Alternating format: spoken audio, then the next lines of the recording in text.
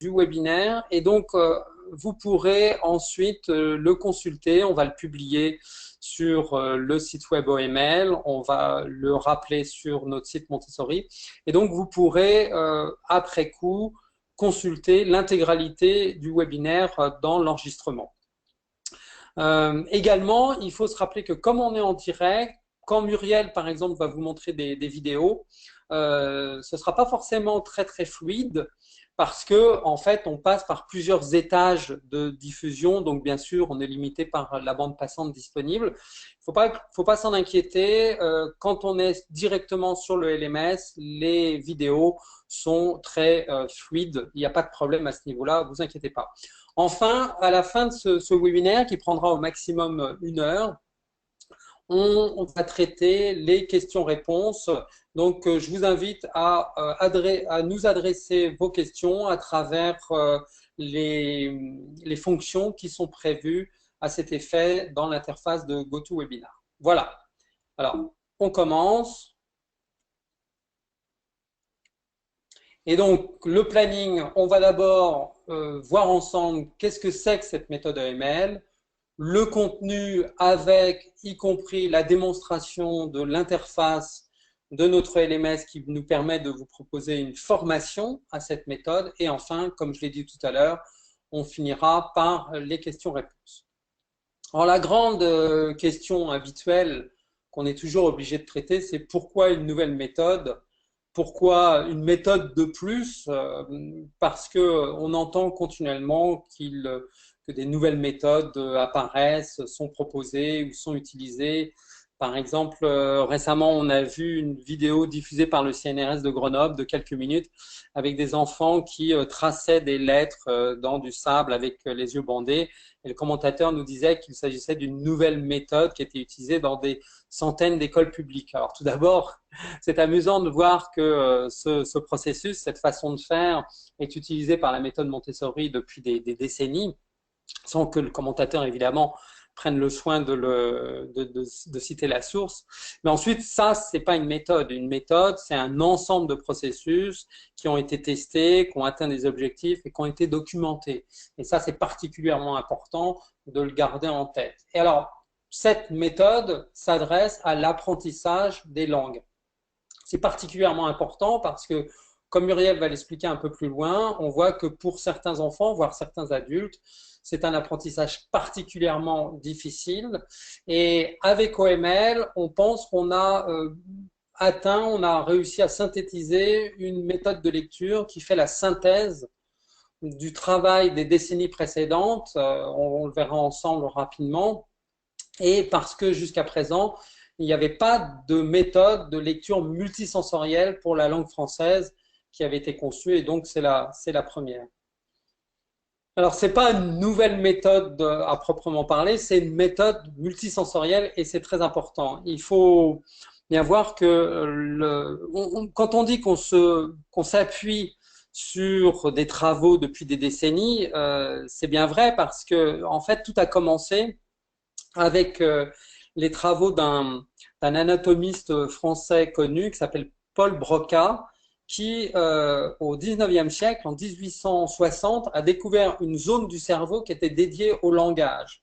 Un peu après, le docteur Horton, de la méthode Horton-Gillingham, a été le premier médecin à avoir utilisé justement ces découvertes dans le domaine de la lecture et avec son assistante Gillingham dans le domaine de l'écriture. Et enfin, Maria Montessori, qui s'est inspirée des expériences de Itard et Séguin, a utilisé les démarches sensorielles pour justement améliorer cet apprentissage critique.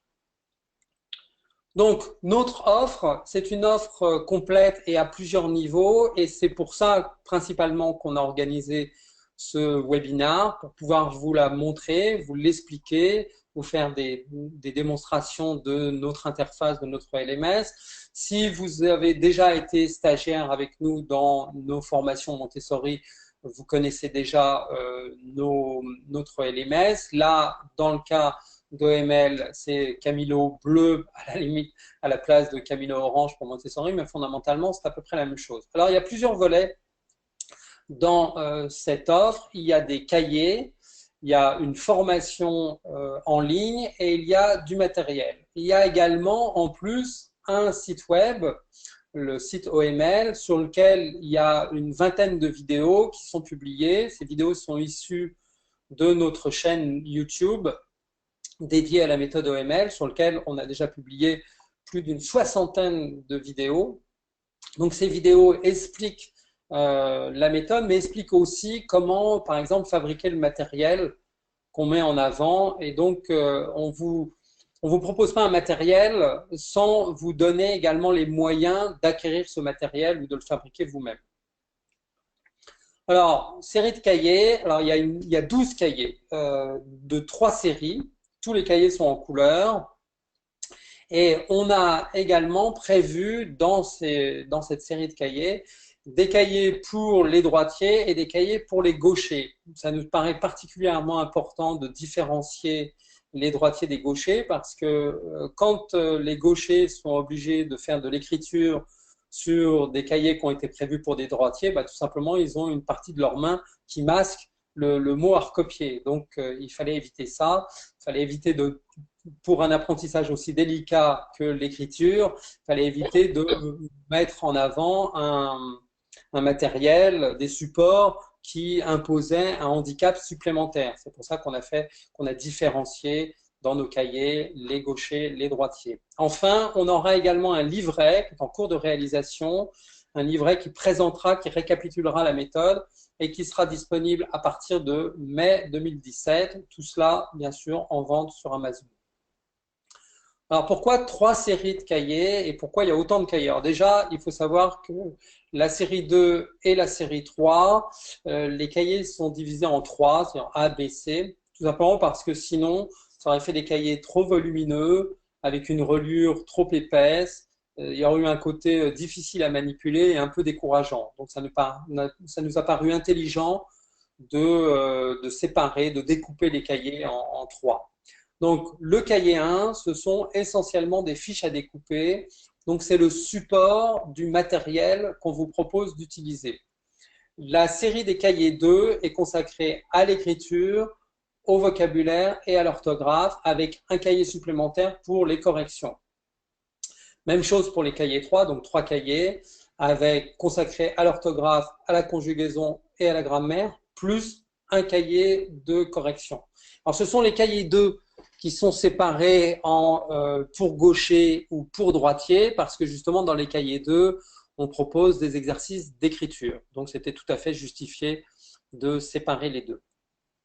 Tous ces cahiers sont en vente, disponibles sur Amazon, aussi bien Amazon.fr que Amazon Canada, Amazon USA, Angleterre, etc., etc. Absolument partout, ils sont tous disponibles au même prix. Vous pouvez les acheter. Alors, un par élève, un par enfant. Bien sûr, on vous recommande de prendre la série en entier. Alors, l'autre gros morceau de notre démarche, c'est évidemment la formation en ligne à travers nos LMS. Muriel va vous montrer l'interface tout à l'heure. Il s'agit, pour la formation du français, il s'agit de 6 modules. Là aussi, on a découpé tout simplement parce que il y a beaucoup de contenu. Il y a des dizaines de diaporamas, il y a des centaines de vidéos. On ne va pas tout pouvoir vous montrer aujourd'hui, mais on va vous montrer quelques exemples. Donc là aussi, avec toute notre expérience de la formation online, on a fait quelque chose de spécifique pour cette méthode OML qui reprend toute notre expérience de la formation Montessori. Du matériel spécifique, donc aussi bien pour la lecture que pour l'écriture, des fiches à découper, des fiches à télécharger, à imprimer.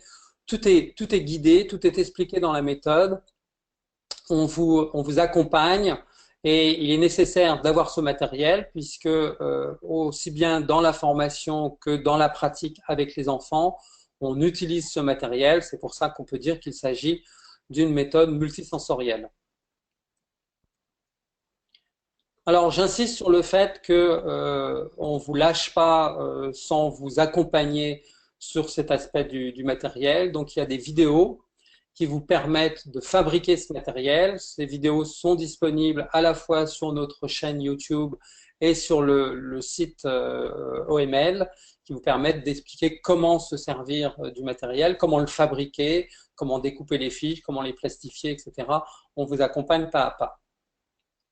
Alors maintenant, je vais passer la parole à Muriel qui va expliquer le contenu de la méthode, puisque c'est elle qui l'a conçue, c'est elle qui l'a imaginée. Elle a fait la synthèse à la fois de son expérience Montessori et de sa découverte d'Orton Gillingham il y a quelques années. Donc, je lui passe la parole pour qu'elle puisse vous présenter cet aspect.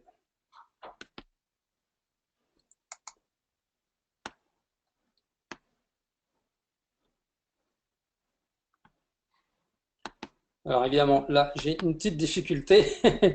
Ça va venir, je vais y arriver. En Ça va attendant aller. que Alain puisse me passer la main et que vous puissiez voir les écrans, mon écran et donc les diaporamas qui suivent. Donc bonsoir à tout le monde. Voilà, ça marche. Je vais pouvoir afficher mon écran. Alors, pour le moment, c'est toujours mon écran qu'on voit, mais je pense que ça va pas tarder qu'on voit le tien. Voilà, donc je reprends la main et je vais vous expliquer pour qui cette méthode OML a été prévue. Voilà, c'est Donc, bon, on voit ton écran, on t'entend bien, c'est bon. on entend Vas-y, bien. c'est à toi. Donc, je continue. Alors, cette méthode OML, pour qui, vous voyez, on a prévu de vous expliquer qu'elle s'adresse aux enfants de tout âge et de langue native francophone, parce que ce soir, on parle uniquement de la langue française. On a prévu aussi un volet pour l'enseignement de l'anglais, mais on en parlera peut-être lors d'un autre webinaire. Donc, les enfants de tout âge, mais aussi les adultes, puisque Orton Gillingham, monsieur Horton et Madame Gillingham avaient prévu une méthode pour aider tout apprenant en difficulté, aussi bien enfant qu'adulte, dans la langue américaine à l'origine. Et on va voir tout à l'heure, c'est surtout pour les enfants qui ont des besoins un peu spécifiques, un peu soutenus en langue française que l'on a conçu cette méthode. Alors, ça peut être des enfants bilingues, ça peut être des enfants dyslexiques, vous voyez, ça va s'adresser à chacun. Alors, plus particulièrement, j'ai utilisé cette petite présentation sous forme de triangle, pyramide, qui a un socle vert, ce qui signifie que tout est OK pour une bonne partie de la population, des apprenants de la langue française. Ils ne vont pas avoir besoin de beaucoup d'aide. L'explosion de la lecture et de l'écriture va se faire très vite, grâce donc au matériel sensoriel que l'on a dans la classe Montessori et dans la méthode OML. On va plutôt s'intéresser justement à cette population qui va être donc soit dans le rectangle jaune, soit dans le rectangle rouge.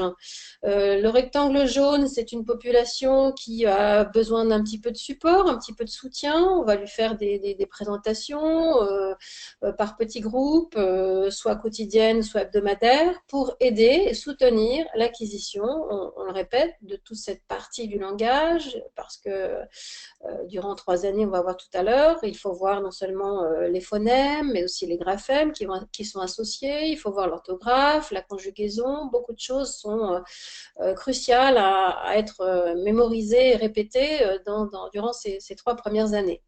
Donc, un peu de support, un peu de soutien grâce à des leçons en petits groupes en général qui suivent un programme très structuré vont être vraiment salvatrices pour cette population. Et puis, tout en haut de la pyramide, on a une troisième partie d'une population qui, elle, a besoin d'aide. On est en rouge, ça veut dire que, attention, sans aide, ils risquent de devenir ceux dont on parle beaucoup, surtout dans les médias. On dit qu'une partie de la population ne sait pas bien lire, ne sait pas bien écrire, ne maîtrise pas le français. Donc, est-ce qu'ils ont reçu justement non seulement ce support et ce soutien, mais ce suivi individuel, parce que là, on va parler aussi de suivi individuel et non plus par petits groupes, dont ils ont besoin.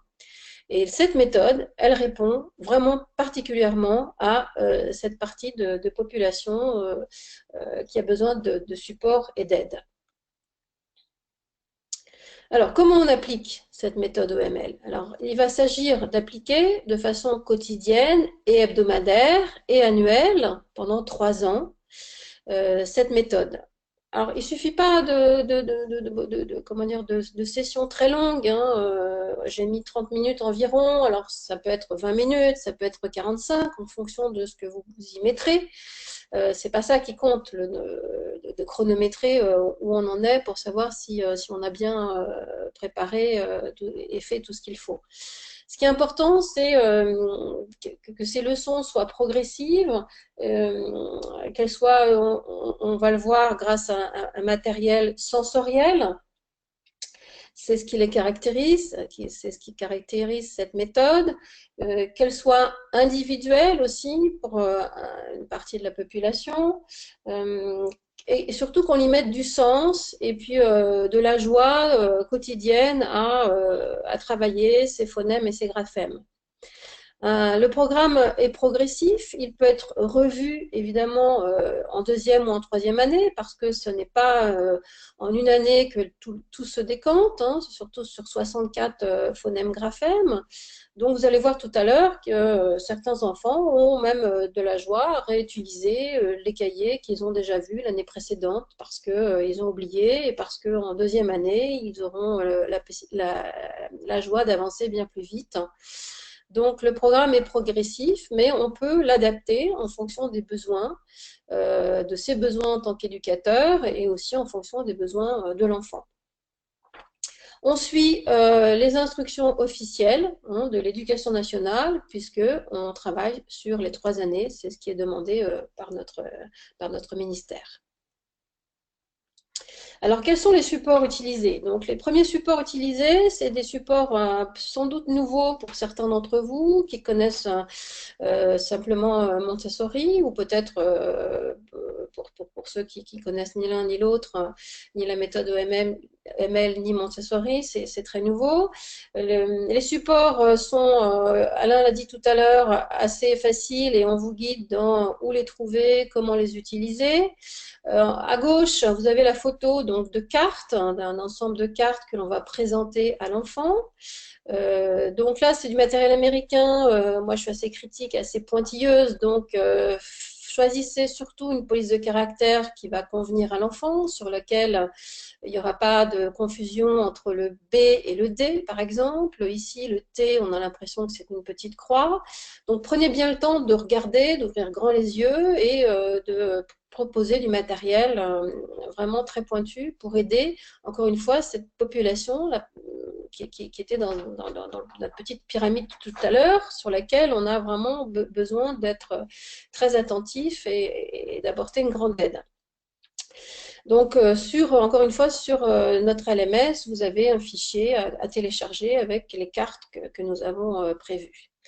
À droite de l'écran, vous avez les plateaux de semoule. Donc, c'est une photo qui a été prise là aussi avec du matériel un peu américain, on va dire, mais ça fait rien, c'est applicable en français.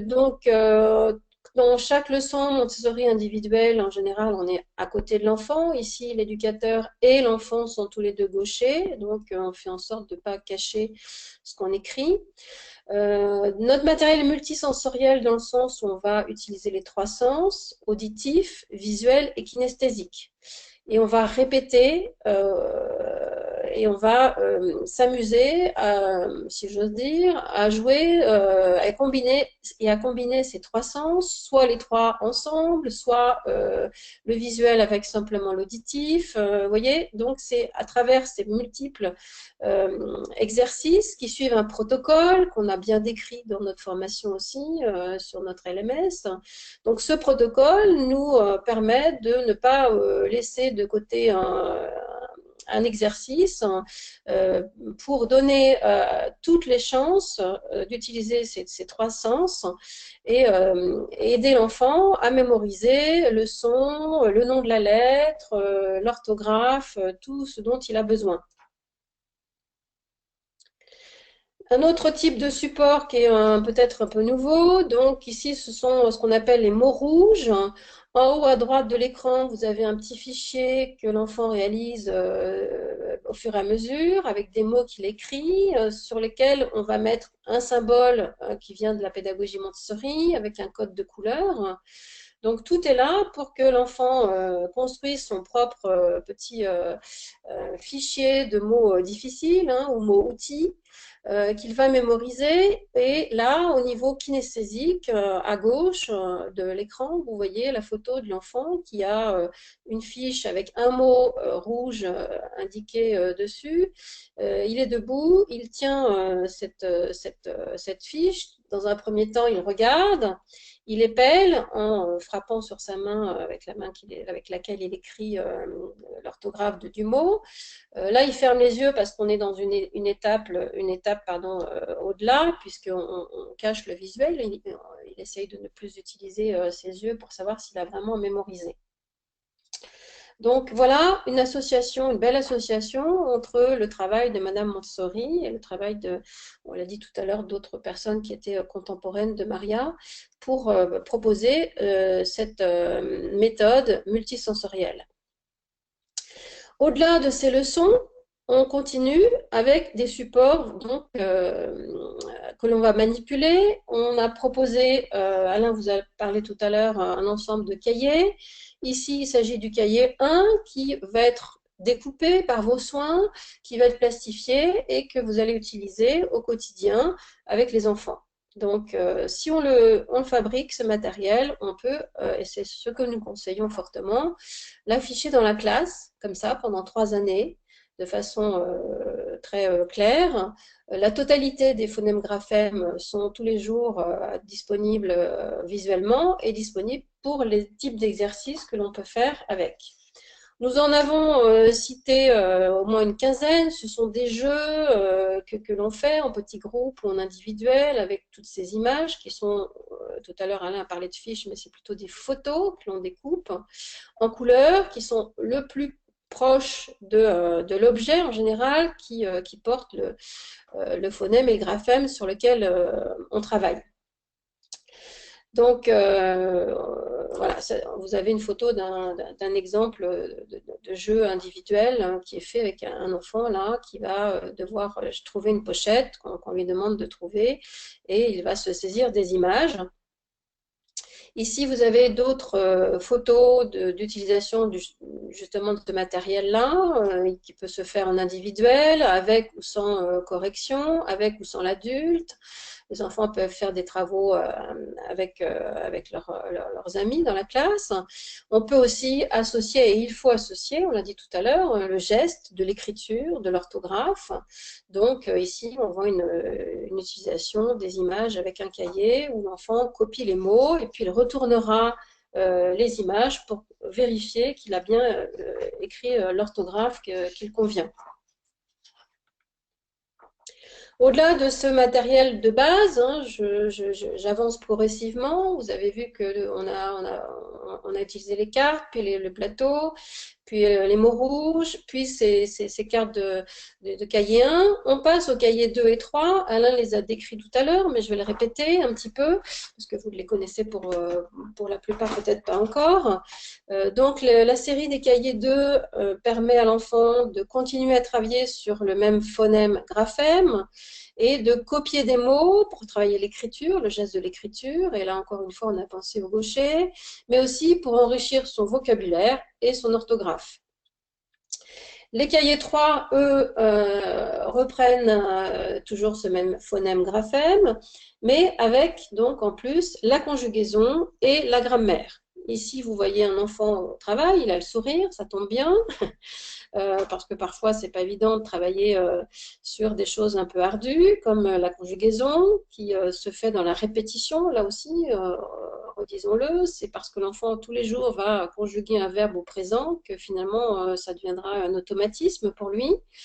Et on voit en page de droite, on a une analyse de phrases avec la nature des mots et puis l'analyse grammaticale grâce aux symboles et aux couleurs que Maria Montessori a proposées. Donc l'enfant travaille seul dans la classe, à son bureau. Il peut travailler en petit groupe, on l'a dit tout à l'heure, c'est pas gênant. Il faut quand même un cahier par enfant. Dans la correction, le contrôle de l'erreur, l'enfant peut travailler grâce au cahier auquel on va lui laisser accès aussi, le cahier de correction, ou alors c'est l'enseignant qui décide de corriger en petit groupe ou lui seul le travail des enfants. Tout ce matériel et tous ces supports, encore une fois, je le répète, sont adaptables à vos besoins en tant qu'éducateur, si vous êtes une orthophoniste ou si vous êtes une enseignante dans une classe où il y a beaucoup d'enfants, vous allez avoir la possibilité d'adapter en fonction de vos besoins et de vos contraintes aussi peut-être cette méthode. Elle est très flexible. Elle s'adapte à chaque enfant. Vous irez peut-être rapidement avec certains enfants et puis vous prendrez le temps de rester sur un phonème graphème avec un autre. Et c'est pour ça que les cahiers, on peut, comme j'ai dit tout à l'heure, les prendre, les reprendre, travailler de façon différente. Alors, voilà pour le matériel. En ce moment, sur quoi est-ce qu'on travaille au sein de l'équipe? Eh bien, on avait démarré en 2015, hein, sachez-le, sur ces cahiers. Cela a pris quand même beaucoup de travail avec Isabelle et Caroline notamment pour aller rechercher des mots, des images. On a pris vraiment le temps de partir sur des bases sur lesquelles il n'y aurait pas à revenir. Donc voilà, ça a donné lieu Alain l'a dit tout à l'heure, à 12 cahiers, une série de 12 cahiers. On continue donc avec cette version LMS de formation online qui est dès maintenant disponible. Et actuellement, on travaille sur un livret que l'on va aussi finaliser afin qu'il soit disponible sur Amazon, qui est un livret récapitulatif et complémentaire de tout ce que l'on vient de voir. Parce que qui dit méthode dit formalisation et qu'il faut absolument qu'on puisse aussi donc avoir cet outil en complémentarité des cahiers, du matériel de la méthode et puis donc de la formation online. Alors actuellement je travaille avec Pauline qui est orthophoniste, qui nous aide à être à la veille technique, si vous voulez, par rapport au langage, à la langue pure.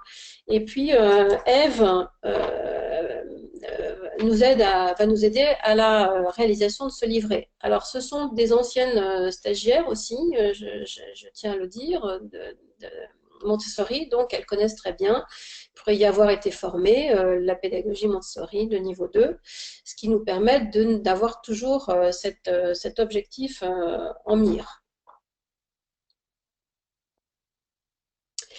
Alors, pour résumer notre offre de formation en ligne, vous avez, grâce à cette offre, la possibilité de vous inscrire aux 6 modules. Alors, F1, F2, F3 pour français, évidemment, F. Les 3 premiers reprennent surtout le contenu multisensoriel Montessori et les 3 suivants Orton-Gillingham, ce qui à eux 6 forme donc la méthode OML. Alain l'a dit tout à l'heure, c'est une dizaine de leçons, une centaine de vidéos, c'est très documenté.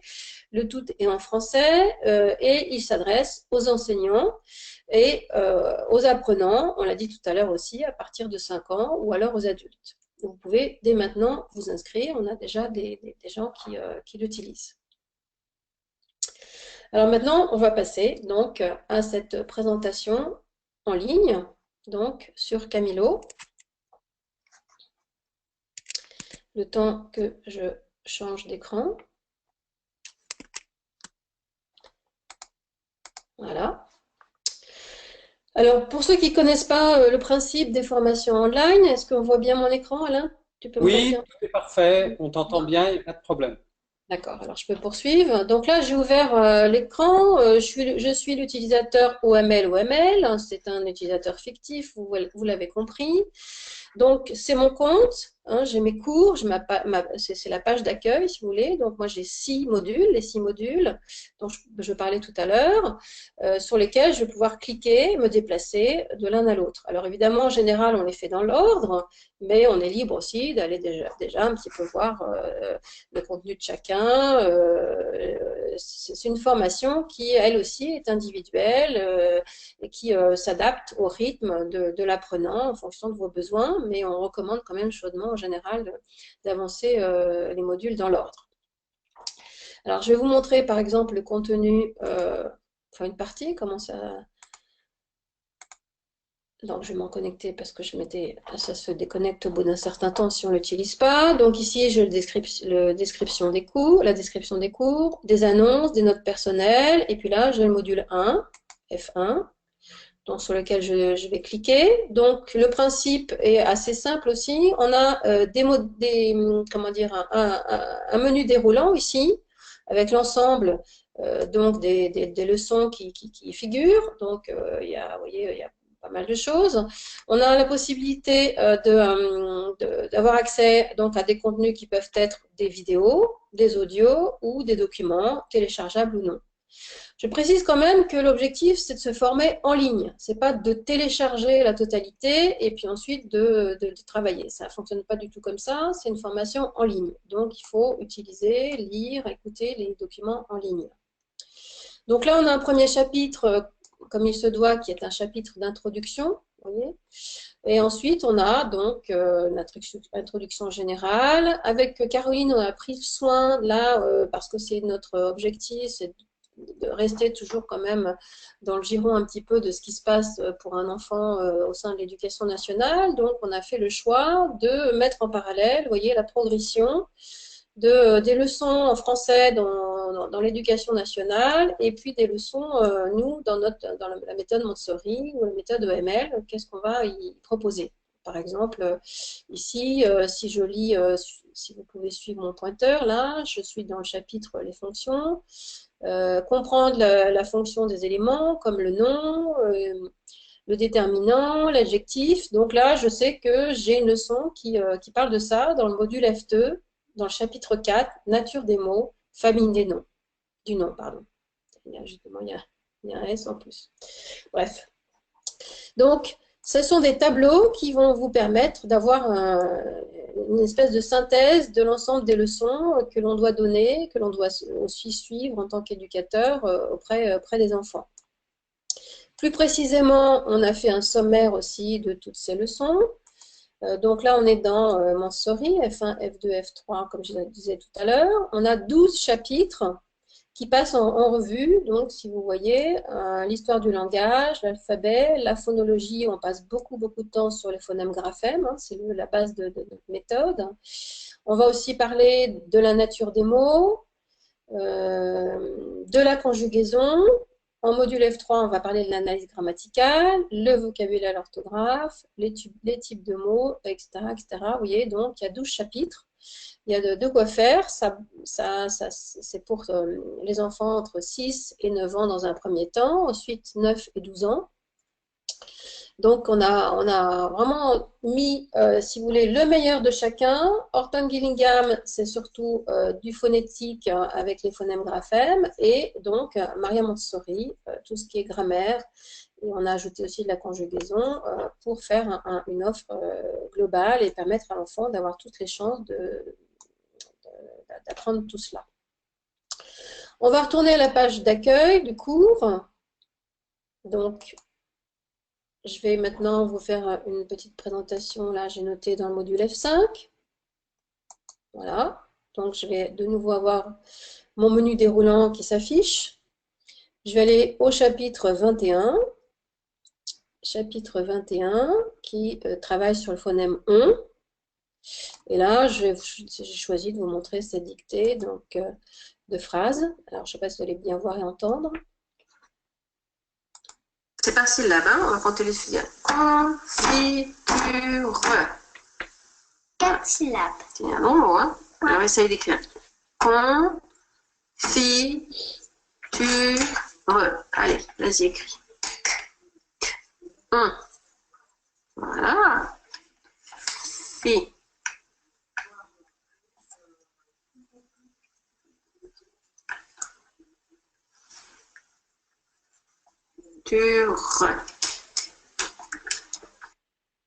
Voilà, alors je ne sais pas si vous avez bien vu ou bien entendu, parce qu'on l'a dit tout à Le son, l'heure. le son est impec.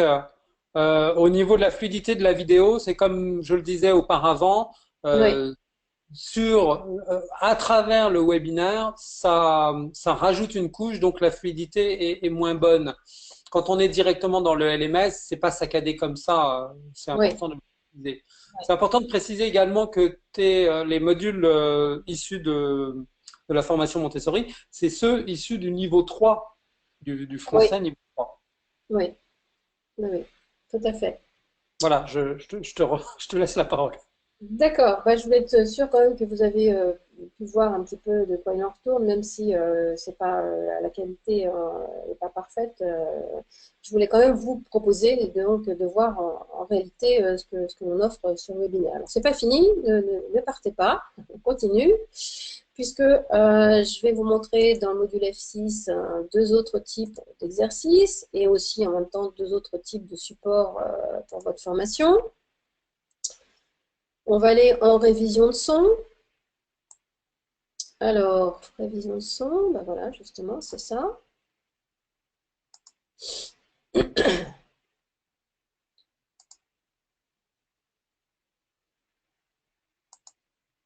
On va réviser un petit peu de vocabulaire aujourd'hui. Est-ce que tu peux prendre les images qui sont dans le phonème graphème QU? QU. Donc le phonème c'est Q et le graphème c'est QU. Voilà. Donc sans regarder derrière, tu essayes de nous dire ce que c'est. Tu regardes les images et tu essayes de dire ce que tu vois. Je vois un triangle. Mais est-ce qu'on a le son Q dedans? Triangle. Non. Donc, il faut qu'il y ait le son. Comment s'appelle cet outil? Tu te rappelles? Oui, il y a le compas en géométrie, mais il y a aussi une équerre.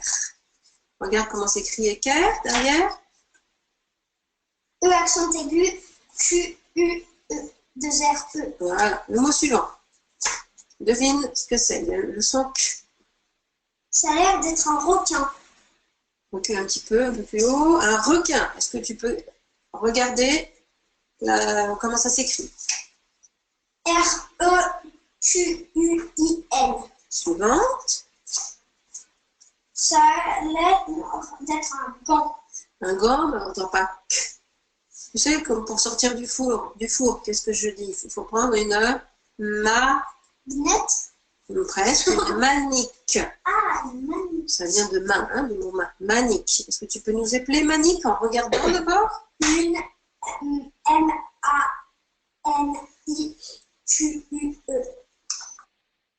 Voilà, alors j'espère encore une fois que vous avez bien entendu, vu peut-être l'un ou l'autre.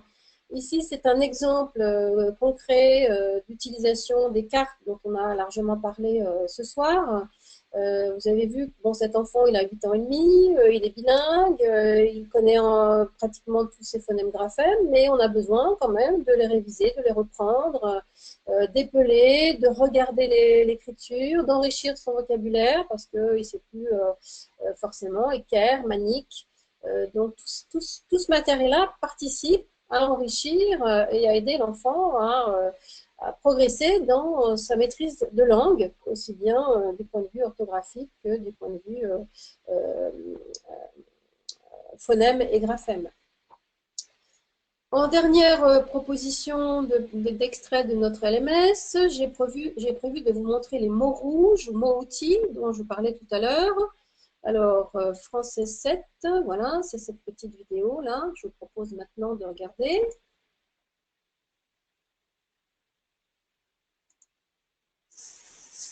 Dans. D-A-N-S.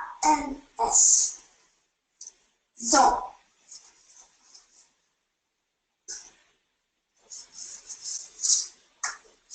Un.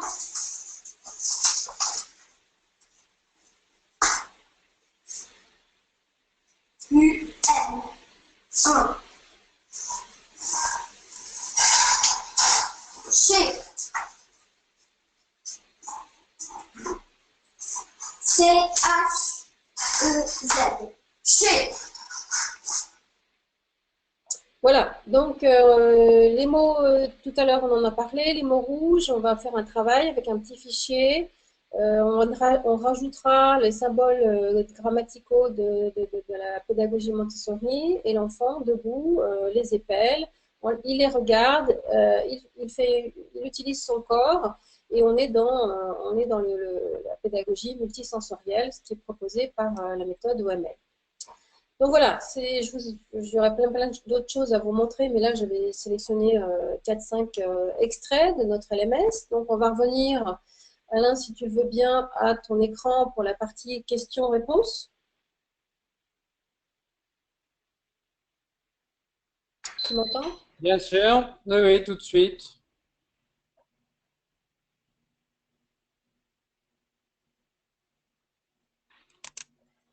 Alors, j'ai déjà 2 questions pendant qu'Alain passe sur un autre écran. J'ai déjà 2 questions en attente, donc je vais y répondre. Si vous voulez en envoyer là en direct sur GoToWebinar, vous pouvez le faire. Peut-être qu'on ne va pas avoir le temps de répondre à toutes les questions, mais en tous les cas, on peut le faire par email. Encore une fois, on est là pour avancer avec vous sur sur les détails qui vous manquent par rapport aux grandes lignes qu'on voulait donner sur la méthode ce soir. Alors, je reviens, j'ai affiché à nouveau les supports sur Amazon, le slide des supports sur Amazon, parce que, en fait, le cahier 1, il coûte 42 €. C'est un des plus chers parce que c'est un des plus gros aussi. Tous les cahiers sont pas à ce prix-là. C'est justement, on les a découpés pour qu'ils soient pas trop gros. Donc, je me rappelle plus exactement du prix de chacun des cahiers, mais le cahier 1, à la limite, c'est le mauvais exemple parce que c'est un des plus chers, parce que c'est justement un des plus gros. Il contient toutes les fiches à découper. Donc, c'était une précision qui me paraissait importante de faire. D'accord. Ok. Alors, je ne sais pas si tu as déjà des questions là, qui sont arrivées. Alors, moi, j'avais ça principalement quand j'avais eu Ok. une réflexion comme quoi le cahier 1 était un peu cher. Oui, parce que c'est pas vraiment un cahier, c'est du matériel, hein, effectivement à fabriquer. Il est très épais et c'est la base du travail qui doit être fait. Tout à fait, oui, oui. Alors, la première question moi, que j'avais reçue, c'était comment se classe la méthode OML parmi les autres méthodes de lecture? Alors, effectivement, on a dit tout à l'heure qu'il sortait tous les ans en France une méthode de lecture, une nouvelle méthode de lecture. Mais on a essayé aussi de vous expliquer ce soir que c'était quelque chose d'assez nouveau et qui n'était pas vraiment traditionnel, dans le sens où, au-delà de la classification un peu traditionnelle, est-ce que c'est une méthode globale ou phonétique, alphabétique, nous on la qualifie surtout de méthode multisensorielle, car encore une fois, on te fait travailler l'ouïe, la vision et le kinesthésique. Donc, on donne la possibilité à l'apprenant, encore une fois l'enfant ou l'adulte, de faire une connexion avec son cerveau et de mémoriser grâce à ces 3 sens. Donc, voilà, c'est pas nouveau, on l'a dit, que ça a été découvert au début des années, enfin on peut dire 1860, si on part de l'ère de Broca, mais bon, petit à petit ça a été diffusé, mais malheureusement on est encore dans des méthodes très traditionnelles où on vous achetez un cahier du maître et un cahier de l'enfant et allons-y gaiement, il faut faire copier et on mélange tous les sons en même temps, ou les cahiers de vacances où on mélange beaucoup de choses tout d'un seul coup parce qu'on veut aller vite. Non, on l'a dit tout à l'heure, il faut prendre le temps pour ces enfants qui sont dans le jaune et dans le rouge. Là, il faut vraiment prendre le temps de bien expliquer, bien prononcer, bien faire répéter ces phonèmes et montrer et faire clapper avec la main, avec le bras, tout ça pendant 3 années pour être sûr que ce soit vraiment bien ancré. Donc voilà, c'est une méthode qui est difficilement pour l'instant peut-être classée, mais elle n'est pas non plus complètement marginale parce qu'elle reprend le principe de l'alphabet et elle a une démarche qui est plutôt grapho-phonologique, qui est très structurée, on l'a dit tout à l'heure. Parce qu'on va suivre un cursus qui va petit à petit amener l'enfant du décodage des sons vers le décodage des syllabes, vers le décodage des mots et des phrases et des histoires. Hein. Et aussi, parallèlement, on va travailler, je le répète, tout ce qui est conjugaison, grammaire, petit à petit, pour que l'enfant progresse dans sa langue. J'ai plusieurs questions là qui viennent d'arriver, donc vous inquiétez pas, on va les traiter. Donc, Oui. on va commencer par la question la plus simple, comme ça ira vite. Oui. On me demande de préciser ce que veut dire l'acronyme OML. Alors, le O, c'est pour Orton Gillingham, le M pour Montessori et le L pour langage. C'est bien ça, hein? Langage ou langue, oui. Excusez-moi. En fait, j'ai aussi choisi ça parce qu'il fallait que ça soit pour toutes les langues, puisqu'on le propose aussi en anglais en partie pour l'instant, peut-être dans d'autres langues dans le futur, on espère, mais voilà, c'est aussi compréhensible dans cet acronyme en anglais, puisque L, c'est languages, donc voilà, OML, oui. À propos de l'anglais, j'ai une question également. Si je veux apprendre l'anglais, avez-vous mis une formation en ligne? Alors, il y a une formation pour l'apprentissage de la lecture et l'écriture en anglais, mais c'est pas pour apprendre l'anglais. Je te laisse répondre. Je te laisse répondre. Attention, c'est pas, c'est pour enseigner, hein, alors, c'est pour les deux. C'est pour celui qui enseigne, donc qui va enseigner l'anglais à quelqu'un. Et ce quelqu'un, ça peut être un enfant ou un adulte. Mais quoi qu'il en soit, c'est pas une formation en ligne pour apprendre l'anglais soi-même. Non, c'est pas du tout ça. C'est un outil pour quelqu'un qui va enseigner à une population. Oui, tout à fait. Alors, question complémentaire, est-ce que ces cahiers existent aussi pour la langue anglaise? Est-ce qu'on a une version anglaise de ces cahiers? Alors, non, parce qu'en fait, il faut faire un travail tout à fait différent. C'est ce qui nous a été demandé justement par les Américains. Caroline et moi-même, nous sommes déplacés le mois dernier à San Diego pour présenter cette méthode qui a eu vraiment un très bon accueil parce que les Américains connaissent bien Montessori et Orton Gillingham, évidemment, à tel point que parfois ils pensent que Maria Montessori était américaine, mais ça c'est autre chose. Bref, ils nous ont demandé si on les avait fait, parce que lorsqu'ils ouvraient nos cahiers, ils étaient un peu étonnés que ce soit tout en français. Donc, ils s'attendaient à voir aussi les cahiers en anglais, voire en espagnol, et pourquoi pas en mandarin, parce que ils commencent à être motivés pour l'enseignement des langues. Donc non, pour l'instant, c'est un autre travail de longue haleine qui serait à fournir parce qu'il ferait partie non plus des phonèmes graphèmes de la langue française, il ferait partir des phonics de la langue anglaise. Et là, c'est un travail que je devrais faire avec donc une orthophoniste américaine ou anglaise et avec donc une équipe différente pour réaliser des cahiers. D'autant qu'il y a beaucoup de supports. Hein. Moi, je les connais assez bien puisque, encore une fois, cette expérience que je veux partager, c'est du concret. Je suis dans un milieu bilingue en permanence, soit familial, soit professionnel, et que en tant qu'enseignante du français à une population non francophone, je suis confrontée à toutes ces questions, tous ces besoins de phonèmes graphèmes. Donc, voilà, c'est un autre travail qui sera à fournir et que pour l'instant, je n'ai pas trop le temps de faire. Donc, pour l'instant, c'est que sur la langue. Les cahiers ne sont que pour apprendre le français. Voilà. Les questions pleuvent. En voilà une qui est intéressante. Enfin, elles sont toutes intéressantes, évidemment, mais qui me paraît tout à fait légitime. À quel point ça peut être bénéfique ou non d'acheter les cahiers et de les utiliser sans avoir suivi la formation?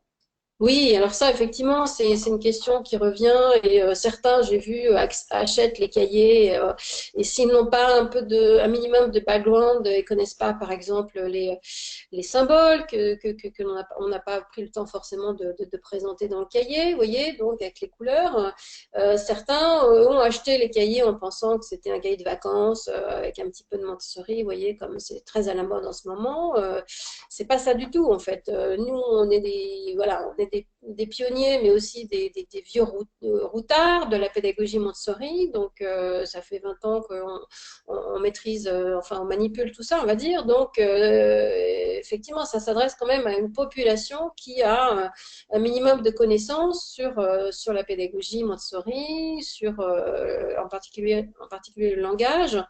Donc moi, je dirais qu'il faudrait qu'ils achètent sur Amazon également peut-être l'album dit des leçons Montessori langage pour pouvoir bien utiliser les cahiers. C'est utilisable, bien évidemment, mais il faut quand même un minimum de background sur la pédagogie Montessori, oui, et sur le langage dans la pédagogie Montessori. Alors, pourquoi je les ai conçus, ces cahiers, au départ? C'était pour un besoin très particulier, très ciblé. C'était pour des besoins personnels, on va dire, hein, évidemment, comme je viens de le dire, en tant que maman d'enfants bilingues, d'une part, et en tant qu'éducatrice Montessori, formatrice auprès de deux populations, soit francophones, soit anglophones. Et aussi parce que les classes, pardon, Montessori 6-9 qui ouvrent là petit à petit en France n'ont pas d'outils et ne savent pas que faire. Rien n'a été prévu, si vous voulez, pour l'instant, pour le français dans la pédagogie Montessori pour les enfants au-delà de 6 ans. Il n'y a pas de support, il n'y a que des petits fichiers vite faits, mal faits à gauche, à droite. Donc là, on avait besoin de s'occuper au quotidien de ces enfants à travers un programme structuré. Et c'est des demandes de mes stagiaires ou ex-stagiaires qui sont aujourd'hui des éducatrices, voire des directrices d'écoles Montessori en France, qui ont des classes 6-9 ans et qui avaient besoin, qui m'appelaient au secours en disant qu'est-ce que je propose, qu'est-ce qu'on peut proposer. Et c'est dans cette démarche qu'on a commencé à travailler en équipe, je l'ai dit tout à l'heure, sur cet ensemble de cahiers. Donc voilà, effectivement, c'est pas pour les gens qui connaissent très peu à la pédagogie Montessori. Ça risque d'être un petit peu, enfin, ça risque de pas faire le travail, hein, comme tout matériel. Je dis toujours de pas faire le travail pour lequel il a été prévu et conçu. Je ne sais pas si tu as une autre question, mais moi j'en avais une autre là à laquelle je voulais répondre parce que c'était par rapport au libre choix de l'activité. Donc, est-ce qu'avec cette méthode, on préserve le libre choix de l'activité de l'enfant? Parce que tout à l'heure, je l'ai dit, on est dans une présentation quotidienne à un petit groupe d'une leçon structurée et ça va durer et s'enchaîner au fil du temps qui passe, de l'année. Alors, moi, j'ai tout à fait conscience, hein, j'ai tout à fait conscience que le libre choix, c'est une valeur forte de la pédagogie et j'ai pas du tout envie de la balayer ou de la bafouer. Mais comme je viens d'expliquer, à partir d'un certain âge, je pense, j'estime, bon, ça peut être effectivement pas l'avis de tout le monde, mais je pense qu'il faut donner des leçons et guider l'enfant dans son travail quotidien avec des sessions en petits groupes, on l'a dit tout à l'heure, qui vont lui être plus ou moins imposées, hein, mais ce n'est pas le but, encore une fois, mais qui vont lui être proposées dans 3 matières. C'est la langue, dans laquelle la langue du pays dans lequel se passe l'école, hein, les mathématiques et puis aussi les sciences. Donc ça, c'est ma vision des choses. C'est notre travail en tant qu'éducateur auprès des enfants de structurer, de donner des leçons. Voilà, je vois trop de papillonnage. Tiens, qu'est-ce que vous avez envie de faire aujourd'hui? Qu'est-ce qu'on va faire aujourd'hui? Non, on est éducateur, donc on sait le matin quand on arrive, on a prévu une leçon pour un groupe cible d'enfants en langage, en mathématiques, on travaille en binôme, tout est préparé, orchestré pour ce minimum, on l'a dit tout à l'heure, de 20 ou 30 minutes. C'est notre travail d'éducateur auprès de cette cible. Et encore une fois, tant qu'on n'est pas sûr que les phonèmes et le graphème sont solides pour chaque enfant de la classe, hein, et là, on va avoir un tableau de suivi individuel. Chaque enfant l'aura aussi dans son petit classeur. Il saura lui-même où il en est, où il va, combien il lui reste à peu près de phonèmes et graphèmes à voir avant de se dire, ça y est, j'ai tous les outils, je peux décoder tout ce que je peux, tout ce qui existe en langue française. C'est gagné pour toujours. Donc, on a des outils qui permettent de guider, d'accompagner l'enfant. Et on n'est pas du tout à l'opposé de cette valeur forte de libre choix. puisque l'on va proposer au-delà de cette petite session quotidienne à l'enfant de continuer. Donc, soit les cahiers parce qu'ils ne sont pas intégrés à votre session de 20-30 minutes et que l'enfant l'a dans son tiroir et peut l'utiliser en termes d'exercice à son rythme, on l'a dit tout à l'heure, ou soit avec du matériel complémentaire, type des petits objets, du matériel fabriqué, et puis bon, vous êtes tous créatifs, je le vois à travers tous les devoirs qui nous sont envoyés. Vous avez des idées en permanence sur beaucoup de choses. Et c'est ça la libre aussi liberté dans une classe Montessori en tant qu'éducateur, c'est d'animer derrière ces leçons par du matériel complémentaire sur les phonèmes graphèmes grâce à tout ce que vous aurez envie de faire. Donc voilà, j'espère avoir répondu à cette question. J'ai encore au moins 2 questions. Donc on va les traiter. Alors là, il y a 2 questions en une, mais je te la soumets. Est-ce que les 3 écritures, script, cursive et majuscule, sont utilisées? Et question complémentaire, est-ce qu'il n'y a pas une confusion entre la méthode phonétique et syllabique? Ok, alors, bon, on parle de l'écriture. Alors là, l'écriture, tout à l'heure, je pense que vous avez peut-être entendu on a lourdement insisté sur les gauchers. Bon, il se trouve que moi, je suis gauchère, donc je sais de quoi il en retourne. J'ai aussi 25% de mes enfants qui est gaucher, donc ça m'a touché d'assez près. Et eh bien, sachez qu'il y a 100 ans, donc, on avait déjà été attentif à ça, puisqu'on a parlé de l'ère de Broca. On a découvert que finalement, les gauchers n'utilisaient pas les mêmes airs, apparemment, que les droitiers. Depuis, bon, il y a beaucoup de polémiques autour de ça, hein, parce qu'on continue effectivement avec les neurosciences à découvrir et à étudier, observer un petit peu plus en précision comment on fonctionne, tout ça. Mais on avait, on avait déjà documenté les gens dont on parlait tout à l'heure, aussi bien Maria Montessori que Orton Gillingham, Séguin et d'autres, ont documenté sur les gauchers et sur les droitiers. Donc c'est important c'est pour ça que ça figure dans ce qu'on propose, d'être attentif à ces enfants, d'être attentif aussi aux polices de caractère, on l'a dit tout à l'heure, parce que là, Maria Montessori a lourdement insisté sur le cursif. Orton Gillingham, pareil, vous avez un chapitre entier sur le cursif, donc tous ces gens-là sont en accord. Or, si on est aux États-Unis, le cursif n'existe quasiment pas, ou alors ils ont un autre type de cursif. Alors, on y perd notre latin, on ne sait plus, nous, en tant qu'éducateurs, trop ce qu'il faut faire ou pas faire. Tout à l'heure, j'ai vraiment insisté aussi sur les polices de caractère. Selon moi, on n'a pas encore vu que nos polices de caractère utilisées dans les livres, sur les ordinateurs et partout ne conviennent pas et sont peau de banane pour beaucoup. Hein. Les B, les D, les B, les D, les Q et les P sont finalement une même lettre qui a pivoté selon plusieurs axes. Et ça gêne beaucoup d'enfants, beaucoup même d'adultes. Donc j'attends avec impatience que ces choses se changent et qu'on se retrouve dans des choses qui sont beaucoup plus aidantes pour les apprentis lecteurs et aussi pour ceux qui écrivent. Alors nous, on a effectivement notre cursif français, majuscule, minuscule.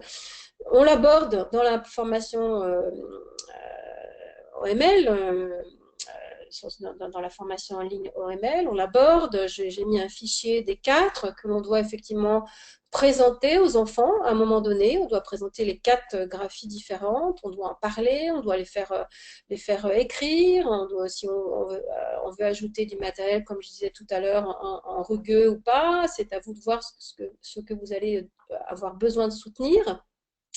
Et on est dans la règle tout à l'heure des 3 couleurs. Il y a une bonne partie de la population qui n'aura pas besoin qu'on lui fasse cette explication et travailler ces 4 graphiques différentes. Et puis on aura une petite partie de la population qui aura du mal, qui ne comprendra pas, qui aura besoin d'aide et de soutien un peu plus appuyé pour comprendre les équivalences et aussi à laquelle on laissera beaucoup plus de temps pour écrire des fois en cursif, même si c'est plus facile. On a des enfants qui ont du mal à écrire en cursif et qui passent en cursif tardivement. nous, on est dans le respect du rythme de l'enfant. Vous voyez, je disais tout à l'heure, les valeurs, on les respecte. Les valeurs de la pédagogie Montessori sont respectées. On va laisser plus de temps à certains enfants à passer en cursif parce que parfois, vous l'avez vu, on leur écrit une lettre en cursif et ils la recopient en script.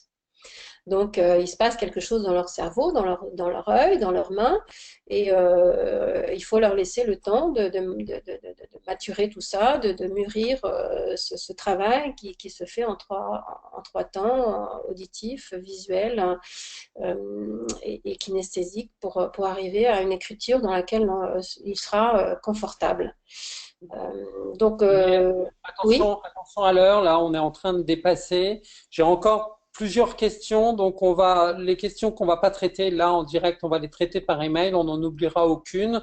Mais je te propose de traiter cette toute dernière sur quels sont les prérequis pour suivre cette formation, peut-être avoir fait d'autres modules. C'est une question importante, tu peux y répondre? Oui, c'est une bonne question. Les prérequis, faut que j'y réfléchisse parce que j'ai pas envie de dire de bêtises. Bonne question. Alors, c'est toujours pareil, prérequis, ça dépend du profil. Hein. Donc là, il faut que la personne m'envoie un petit email perso parce que quel est son background? Effectivement, est-ce que c'est quelqu'un qui vient du milieu éducatif? Vous voyez, c'est un peu délicat. Bon, moi, j'aime dire que je prends tout le monde, hein, que je mets pas de barrière hein, à partir du moment où les gens sont motivés, on les accueille. Mais en même temps, vous savez, pour certains, je n'accepte pas tout le monde. On n'accepte pas tout le monde parce que pour certains, par exemple, au niveau 3, on a dit non. Au niveau 3, beaucoup de gens qui voulaient débouler dans le niveau 3 Montessori comme ça, sans avoir rien fait ou très peu. Donc, notre objectif, c'est pas de vendre. On n'a pas parlé, mais voilà, cette pédagogie, cette méthode, pardon, on va pas être marketée parce que c'est pas notre façon de faire. Elle va faire son chemin grâce à vous, sinon elle fera pas son chemin parce qu'on va pas payer, investir. On n'est pas une entreprise, investir du budget marketing, donc elle fera son chemin grâce à vous, grâce aux personnes qui l'auront utilisé, avec lesquelles ça aura vraiment fait un effet. Donc voilà, l'objectif c'est pas de prendre des gens qui vont pas pouvoir suivre la formation ou utiliser le matériel, et en général ça je peux répondre par email. Voilà. Ok, c'est comme ça qu'on va faire sur les prérequis là, je vais te la transmettre. Toutes les questions sont bonnes et on est absolument ravis que vous réagissiez autant et que vous posiez autant de questions, c'est vraiment c'est très gratifiant pour nous en fait. Mais là on est arrivé à la fin du webinaire, donc on va le fermer. Mais on est très content d'avoir eu l'occasion de vous présenter cette méthode OML et on va continuer en direct avec vous par la suite. Merci pour votre présence, merci pour votre attention, merci pour vos questions, merci à Muriel pour sa présentation et surtout d'avoir travaillé pendant des années à élaborer cette méthode synthétisant les acquis, les travaux de tous ces pédagogues qu'on a évoqués. On continue, c'est pas fini, donc on s'arrête ce soir, mais c'est pas fini, il y a encore beaucoup à faire et c'est avec vous que les choses peuvent continuer. Merci Alain aussi. Je rappelle que le webinaire a été enregistré, qu'on va publier cette vidéo sur la chaîne YouTube, elle sera disponible sur le site, on la rappellera sur le blog Montessori également. Voilà. Merci à tous, c'est terminé. À bientôt. Au revoir.